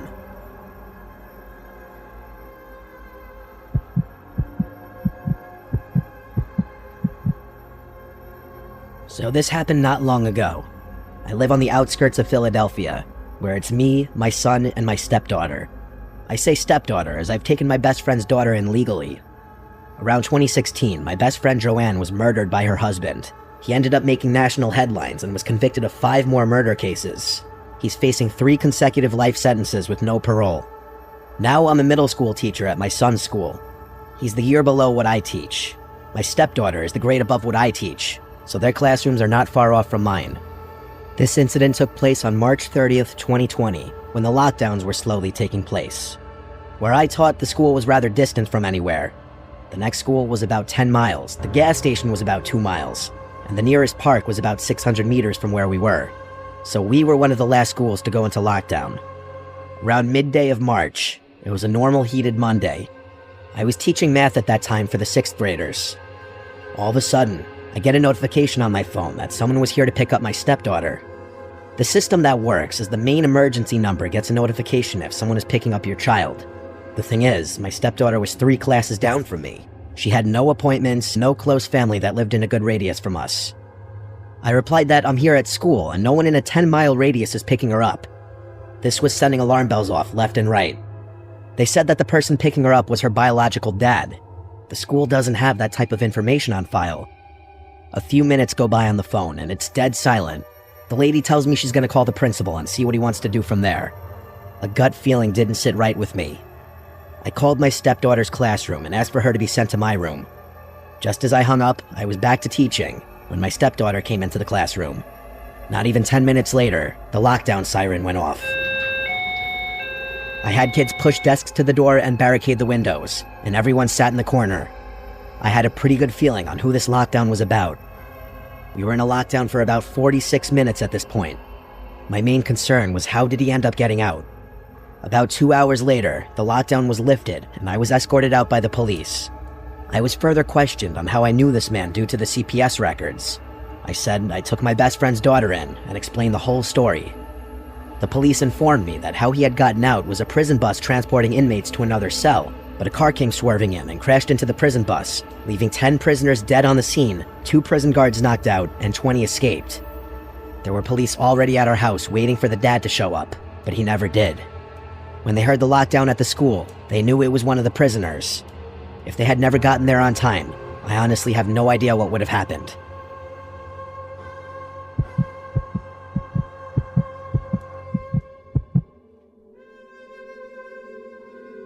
This happened during my freshman year of high school. I'm 21 now, and I still think about it all the time. I went to a public school in a pretty average suburban town. We did lockdown drills maybe once every couple months, so when this one started, that's exactly what I thought it was. Just a drill. It was a Wednesday, 4th period. I remember because it was earth science, and we had just finished a pop quiz.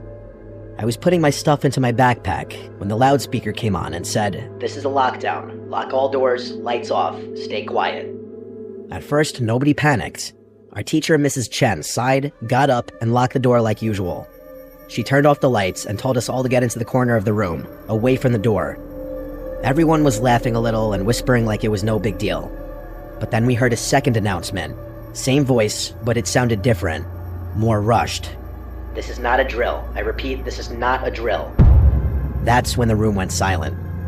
My teacher didn't say a word. She just motioned for everyone to stay down and keep quiet. I could tell even she was nervous now. She kept checking her phone, and we could hear faint, distant police sirens outside. A few minutes passed, then we heard something from the hallway. Footsteps.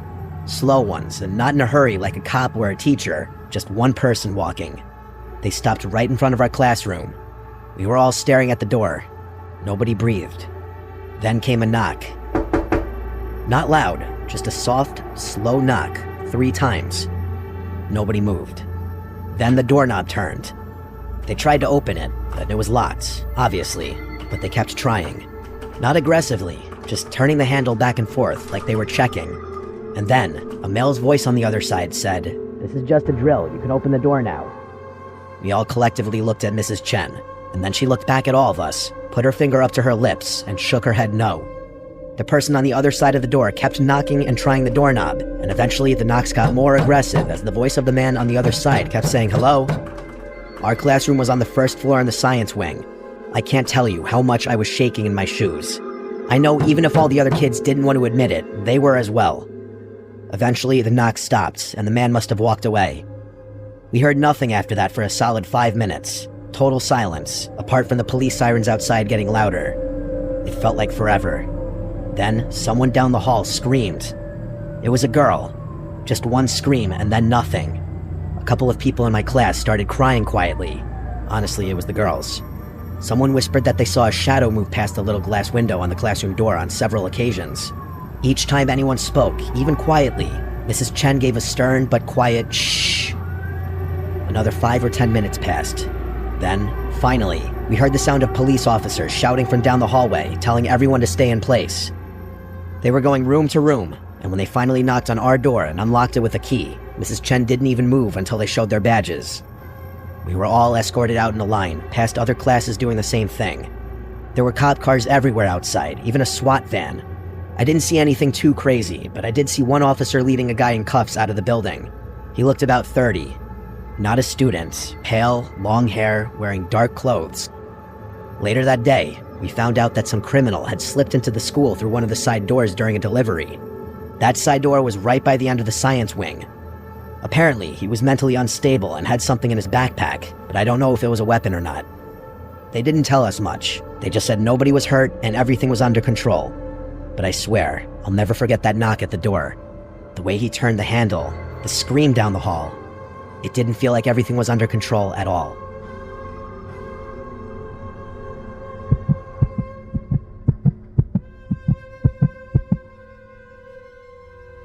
I had just started school, and I already had a lockdown to tell. I'm only 15 years old and just started as a sophomore at Northside High School in Jacksonville, North Carolina. That morning, I came to school early, around 6:55 a.m. I was one of the first people in my first period class, which was chorus. Our classroom is at the very end of the fine arts hallway, right next to the auditorium. I was sitting at my seat with my phone out, listening to music and just waiting for the bell to ring and start the day. After a few minutes, I heard my teacher say something, so I paused my music and took out my headphones. When I looked up, I saw my classmates heading into the closet at the back of the choir room. I was confused. We had just practiced a lockdown drill the day before, so I wasn't sure if this was another drill or something else. Still, I listened to what the teacher was saying and followed everyone else into the closet. The teacher shut the door behind us and turned off the lights. We were now sitting in complete darkness, with only a small amount of light coming in from under the door. At this point, I still didn't know what was happening, but then I heard police sirens outside. That's when I started to realize this wasn't a drill. It was real. I started to feel nervous, but I kept calm. I figured if I stayed as composed as I could, maybe I wouldn't panic as much. I sat in that closet quietly, trying to listen for any sounds coming from outside, but I didn't hear anything else. We stayed in that closet with the lights off until the lockdown ended, around 8:45 a.m. That's nearly 2 hours. Once we were let out, I felt calm again because everyone around me had stayed calm too. I went back to my seat in the front of the room and put my music back on, just trying to get back to normal. Later on, I decided to ask my teacher what had happened. I said, "Were there any fights today?" The teacher looked at me seriously and said, "It's much worse." That's when I started to realize something serious had really gone down. I looked out the window and saw cars lined up in the back of the school. At first, I thought it was just regular pickup traffic, but it felt different. In the classroom, some students were trying to get information. Eventually, my friend Jacob told me that someone had been stabbed in the middle of the school, in the rotunda. I didn't know much more than that at the time, but shortly after, my mom texted me asking if I was okay. I told her I was safe and still in my choir class. Some girls in the class had started crying after the lockdown, and that made everything feel even more real. My mom called me next. She told me she had parked her car at the baseball field, along with a bunch of other worried parents trying to find their kids. Eventually, my name was called and I was allowed to leave the school. When I got to the field, I found my mom. She was clearly shaken up, and honestly, so was I. She drove me to the daycare where she worked, and once we got there, both of us went into a quiet room where we cried together. Her co-workers came in to try and comfort us, and I had to go outside to calm down even more. I put my headphones back in and listened to 3 Days Grace just to get my head right again. Later on, we found out exactly what happened. 2 students had been taken to the hospital. One of them died. A teacher had also been slashed by the attacker. In total, 3 people had been hurt that day. I started searching for more information and found the press conference about the incident already posted online. After watching it, my mom took me to Arby's to get something to eat. I hadn't eaten all day. We got our food, then we went to pick up my younger brother from his middle school. He told us he had noticed a lot of cops at the school, but didn't know what had happened. When we got home, I kept searching online for updates. That's when I saw that a 16-year-old had already been charged with voluntary manslaughter, assault with a deadly weapon, and a list of other serious charges. 2 more students, one 15 and one 16, were also charged with assault and disorderly conduct. What made it even more disturbing was that someone had recorded the stabbing and posted the video on Snapchat. I didn't watch the video myself, but my mom told me about it. She said in the video, the person recording was running, so the phone was pointed at the ground, but you could clearly hear the screams of kids as the stabbing happened. My mom thinks the whole thing might have been gang-related, and after I heard that, I was scared. Scared that someone might come back to retaliate. Another attack. More violence. It's hard to believe that someone actually died. I didn't even know the kid, but I've been thinking about him ever since. I hope he rests in peace.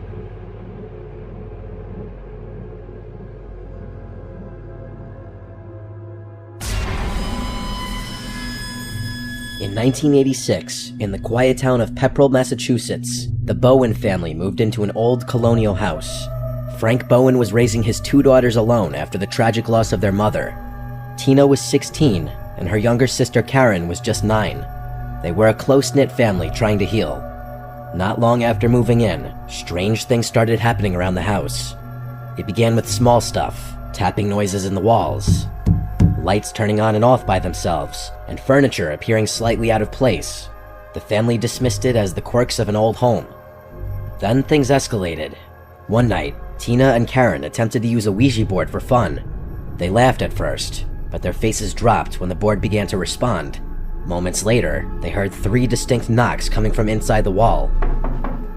That's when the fear started to take root. More nights passed and more things went wrong. Objects went missing. The TV would turn on in the middle of the night. Frank began to feel watched, but nothing prepared them for what came next. Frank came home one evening to complete chaos. The house was freezing cold despite the heat being on. Radios blared static. The television was on with no signal. He climbed the stairs and found something horrifying. Standing in the hallway was a teenage boy he didn't recognize. He wore a wig and wedding dress. His face was smeared with makeup. In his hand, he held a hatchet. It was Daniel LaPlante. He had been living in the walls of the Bowen house. He'd broken in months earlier after becoming obsessed with Tina. He'd installed peepholes to spy on her and her family. He moved around the walls and crawl spaces like a rat, coming out only when no one was looking. The noises, the missing items, and the feelings of being watched, it was all him. Frank was able to escape with his daughters and alert the police. When officers searched the house, they found Daniel hiding in a narrow wall cavity, crouched and silent. There were tunnels carved out behind the walls, complete with blankets, food wrappers, and peepholes. LaPlante was arrested, but later released on bail. Not long after, he broke into another home and brutally murdered a pregnant woman and her 2 children. He was later convicted and sentenced to life in prison. The Bowen family never returned to that house. Ohio State in 2013. A group of college students rented a house off campus near Ohio State University. It was an old place, but cheap, and 10 people shared it. Like most college rentals, it had quirks: bad wiring, flickering lights, and strange noises.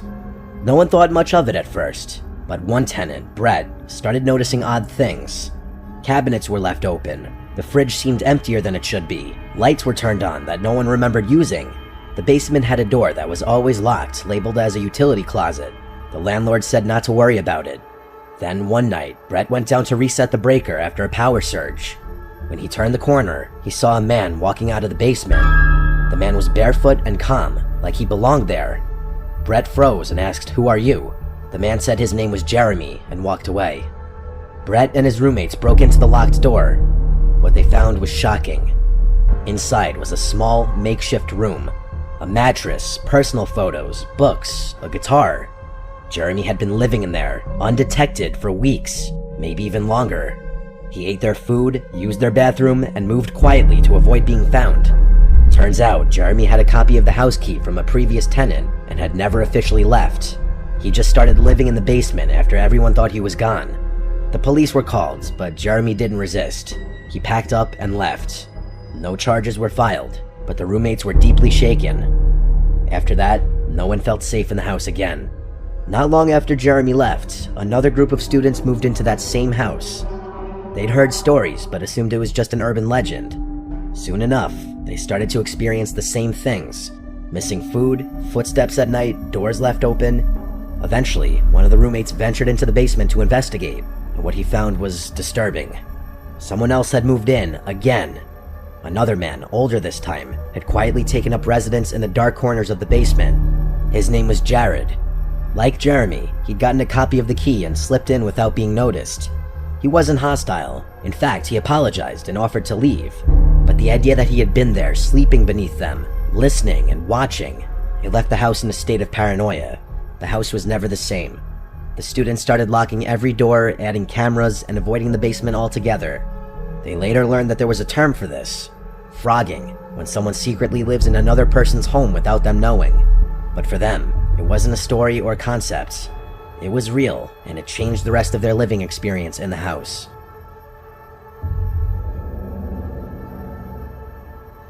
This story was sent to me by a girl named Ashley. She lives alone in a small one-bedroom house outside Spokane, Washington.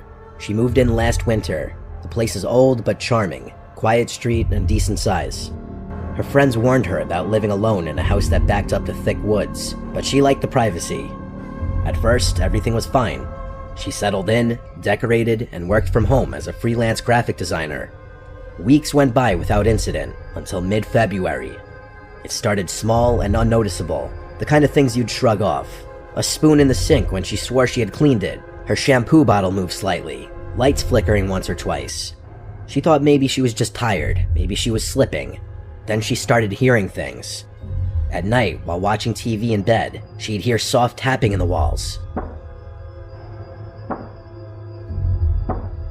It wasn't mice. It was slow and rhythmic, almost like knuckles. At first, she assumed it was old pipes or maybe the wood settling, but the tapping would happen after midnight, sometimes right after she turned off the TV, like it was waiting. A few nights later, she heard something new, scraping, coming from the air vent near the ceiling in her bedroom. It only lasted a second, and then silence.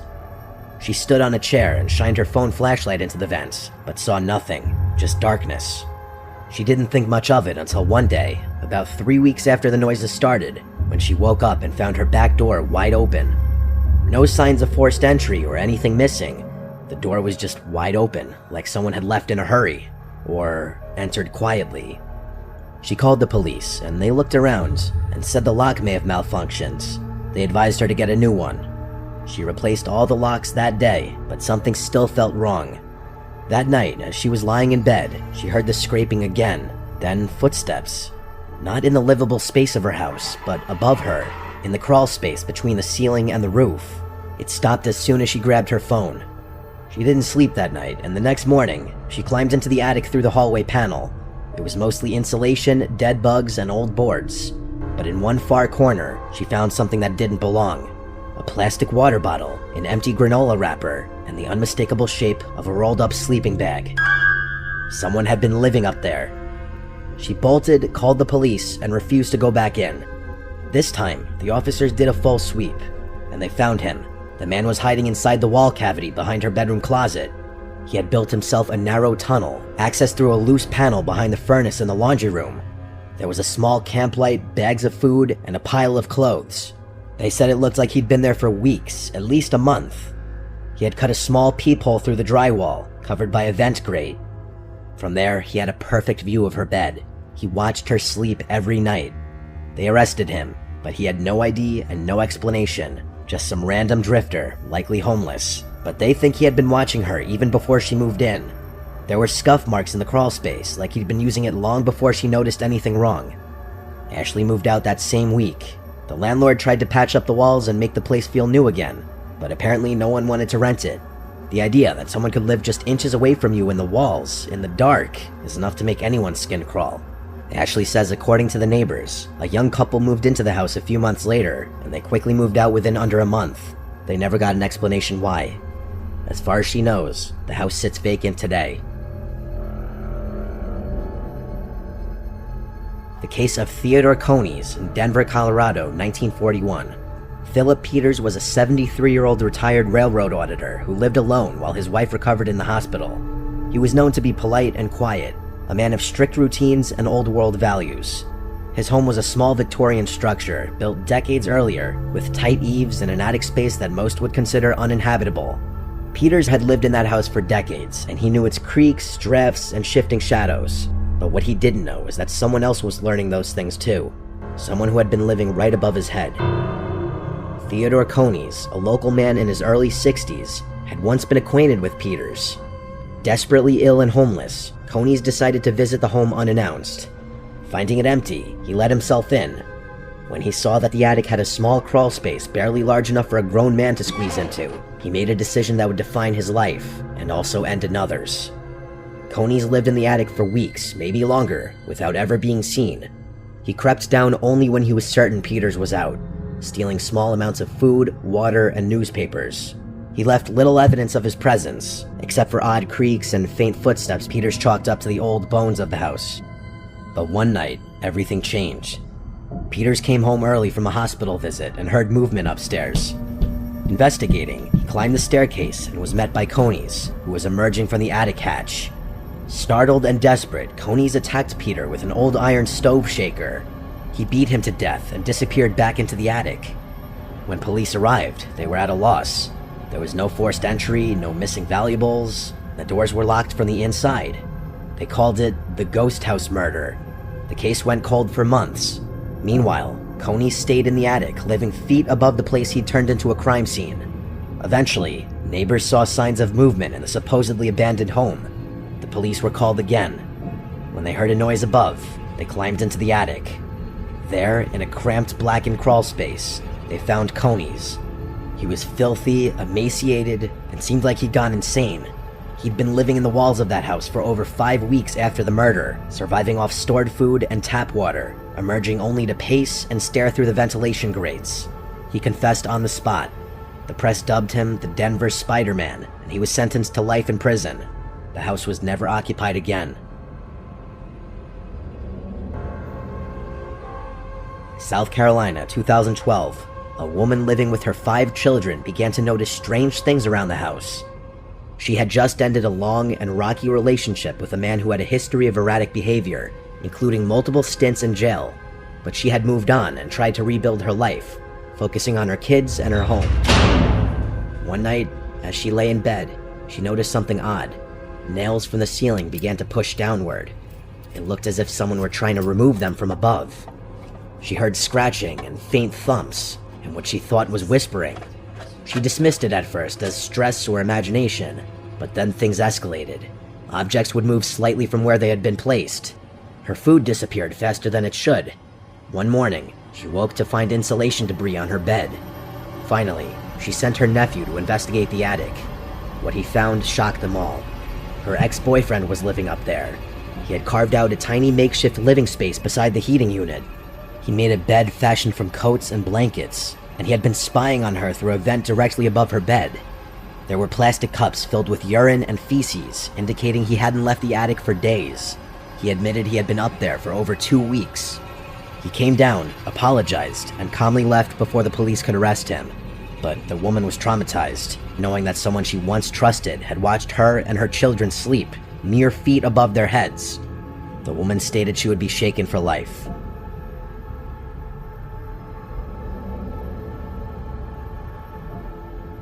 In February of 2020, a man in Oklahoma City started to notice some small things around his home were out of place, like a cereal box was half empty when it should have been full, the back door was unlocked one morning, the thermostat was changed in the night.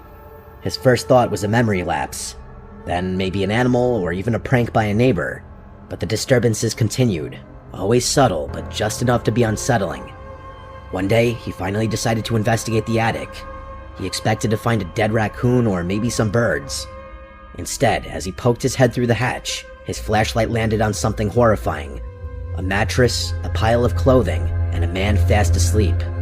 The intruder was in his 30s and looked unkempt and exhausted. The homeowner backed away and called the police, holding the man at gunpoint until they arrived. Investigators later learned the intruder had climbed an exterior staircase and entered through an unused rear attic door. He had lived in the home for nearly a week without being noticed. He survived on pantry food, snuck into the bathroom while the homeowner was out, and returned to his hiding spot like a ghost each time. He had no connection to the homeowner and offered no clear motive beyond desperation. He was arrested and charged with unlawful entry. The homeowner, though unharmed, said the experience forever changed how he viewed his own house. He couldn't sleep in peace, knowing how close someone had been to him, completely undetected.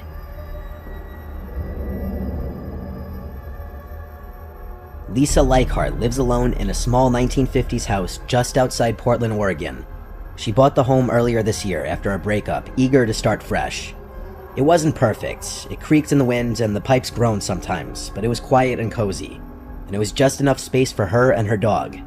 At first, she loved the solitude, but about 2 months in, something started to feel off. It began at night when she was in bed. She would hear very soft sounds, like breathing. Very muffled and low breathing, like someone with a heavy chest cold exhaling slowly through their nose. And the thing was, it always seemed to come from the same spot, the wall directly beside her bed. She even moved her nightstand to see if maybe it was a vent or something. There was nothing, just an old blank wall with faded paint and a strange little square panel about a foot wide, bolted shut near the baseboard. It didn't seem important, maybe an old utility hatch, but the breathing kept happening, and then came the other sounds. Late at night, usually between 2 and 4 a.m., she would hear quiet tapping, like fingers tapping on wood. One night, she was lying still, staring at the ceiling, when she heard a whisper. She couldn't make out the words, but it came from inside the wall. That was the first time she left the house in the middle of the night to stay at a friend's place. She told her friend about the noises, and her friend joked that it sounded like her house was haunted, but Lisa didn't think it was a ghost. It sounded too real. She started sleeping on the couch, and even then, some nights she thought she'd heard something faint, like someone crawling through insulation. After about a week of avoiding her bedroom, she finally decided she had to confront it. She took a crowbar to the small square panel on the wall.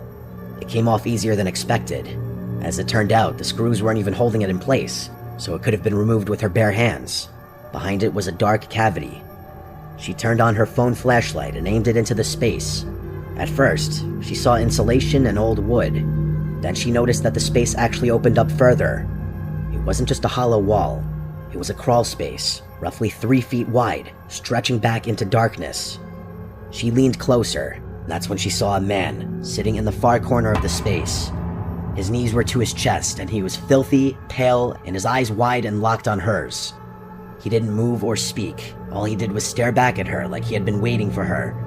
She screamed, dropped her phone, and ran. The man didn't come out, but when the police arrived, they searched the crawlspace area, and he was gone. Inside, they found evidence he'd been living there for weeks. A sleeping bag, plastic bottles filled with urine, food wrappers, and drawings, hundreds of them, scrawled onto the wood and insulation with pencil and charcoal. Most of them were of a woman, likely Lisa. The man had accessed the crawl space through a forgotten storage hatch in the basement utility closet. It led up behind the walls of her bedroom, directly to the spot where the breathing had come from. He'd likely been watching her, listening to her sleep. The police never caught him. They said he might have been homeless, or maybe something worse. Someone who had picked her at random, someone who knew to stay hidden. Lisa moved out immediately. She's still in therapy, and she hasn't lived alone ever since this incident.